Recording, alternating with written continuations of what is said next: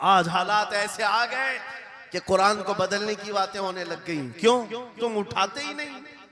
26 आयतें निकाल दो, 25 आयतें निकाल दो, इसमें ये बातें उसमें वो बातें हैं। मुसलमान को तो पता भी नहीं है कौन सी आयतों के बारे में ये वावेला मचाया जा रहा है। अरे तुम पढ़ो, तुम्हारे लिए कुरान आया है। ये जितनी भी कॉन्फ्रेंसें हैं, मैं समझता हूं इसके बदले हर जगह सुबह व शाम कुरान पढ़ने और पढ़ाने का इंतजाम हो जाए। इस तरह के हजारों जलसों से वो अफजल है। जिस कौम पर आने वाली किताब हिदायत का पहला लफ्ज इक़रा से शुरू होता है, इक़रा बिस्मि रब्बिकल लज़ी खलक, कुरान का पहला लफ्ज जो आया है वो किस नाम से आया? पढ़ो अपने रब के नाम से, पढ़ो अपने रब के नाम से। और इल्म नहीं है तो कुछ नहीं है तुम्हारे पास।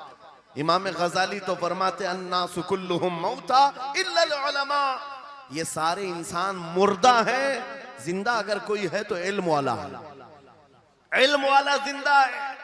और जिहालत की तारीकियों में भटकने वाले की मिसाल ऐसी ही है जैसे अंधेरी कोठरी में बैठा हुआ है, कहीं रोशनी का आने का इंतजाम नहीं, उसके सामने हलवा रखो कि गोबर रखो, दोनों बराबर है।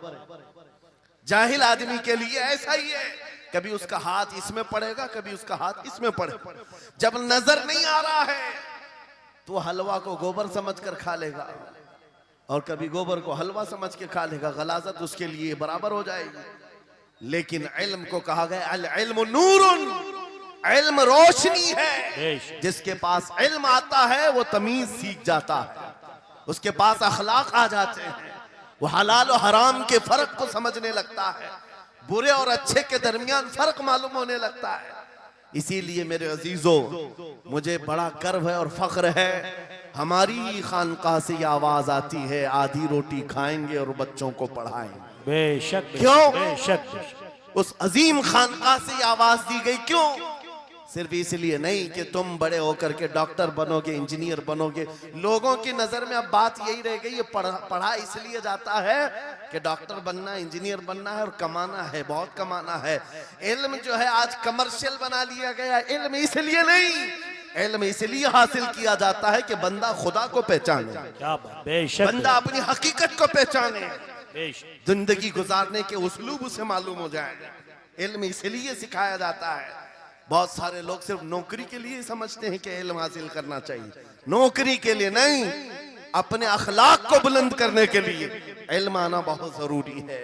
मेरे अजीजों, कुरान अजीम वो हिदायत की किताब तुम्हारे पास आई, इस कौम के लिए अलमिया नहीं है तो और क्या है, जो किताब उलूम का जखीरा है।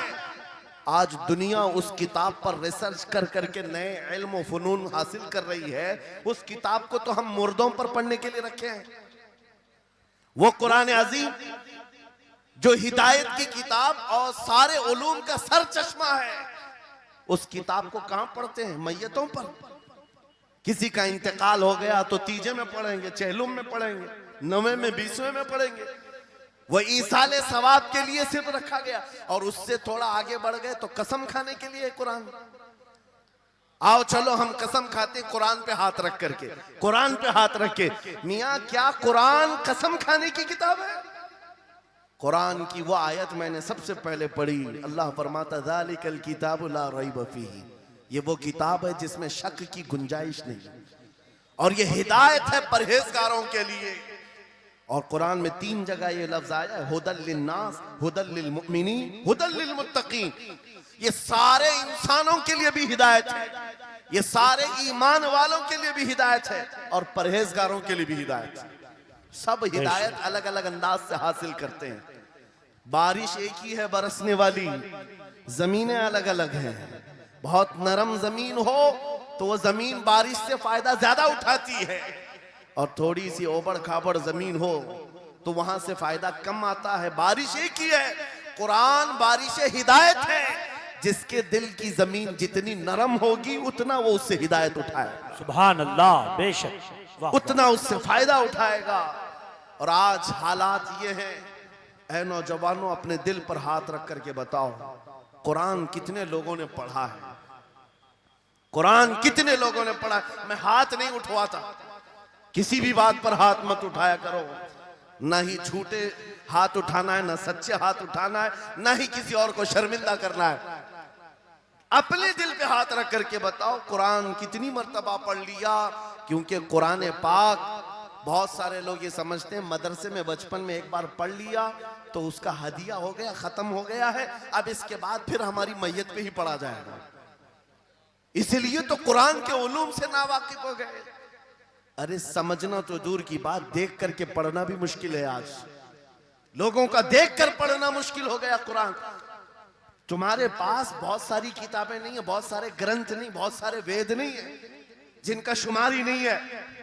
तुम्हारे पास ओनली वन, एक किताब कुरान पाक, ऐसी महफूज किताब जिसके बारे में अल्लाह ताला खुद फरमाता है सूरह कमर में, वलक़द यस्सरनल कुरआन लिज़िक्रि फ़हल मिन मुद्दकिर। हमने कुरान को याद करने के लिए आसान बनाया है कोई याद करने वाला?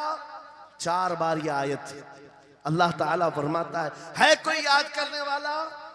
अल्लाह जब फरमा रहा है कुरान आसान है तो कौन कहता है ये मुश्किल है?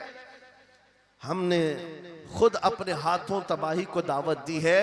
दर्स कुरान को अगर हमने न भुलाया होता, ये जमाने ने जमाना न दिखाया होता, वो जमाने में मुअज़्ज़ज़ थे मुसलमान होकर, आज हम खार हुए हैं तारीके कुरान होकर।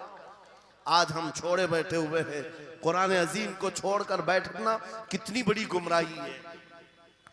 आज हालात ऐसे आ गए कि कुरान को बदलने की बातें होने लग गई। क्यों? तुम उठाते ही नहीं।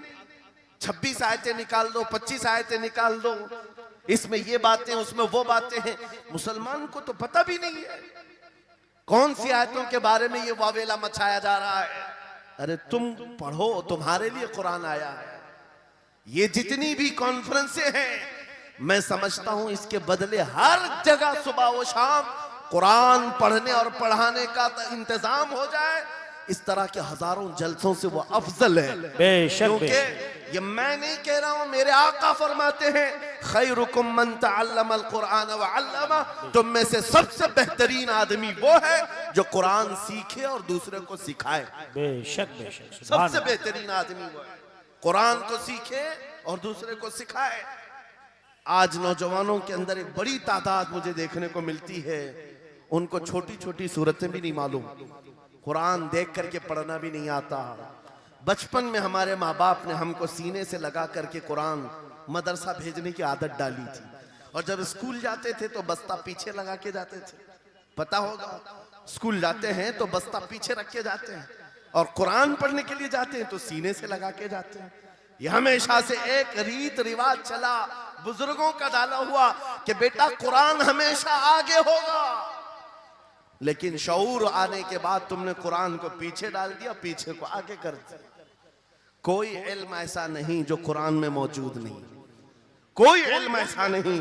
वला रतबिन वला याबिसिन इल्ला फी किताबिन मुबीन। मेरा मौला फरमाता है कोई खुश्की और तरी की बात ऐसी नहीं जो हमने कुरान में ना बयान की। वनज़्ज़लना अलैकल कुरान तिबयानन लिकुल्लि शै। रब फरमाता है हमने कुरान में हर चीज का वाज़ेह बयान उतारा है तुम पर। और सैयदना अब्दुल्लाह इब्न अब्बास मुफस्सिरीन के सरदार, रसूल पाक सल्लल्लाहु ताला अलैहि वसल्लम के चचेरे भाई हजरत अब्दुल्लाह बिन अब्बास कहते हैं लौ ज़ाअली इक़ालु बईरिन लवजदतुहु फी किताबिल्लाह। कहते हैं अगर मेरे ऊंट की नकील की रस्सी भी गुम हो जाए मैं उसको किताबुल्लाह कुरान में ढूंढ लूंगा। क्या बात, वाह वाह वाह वाह।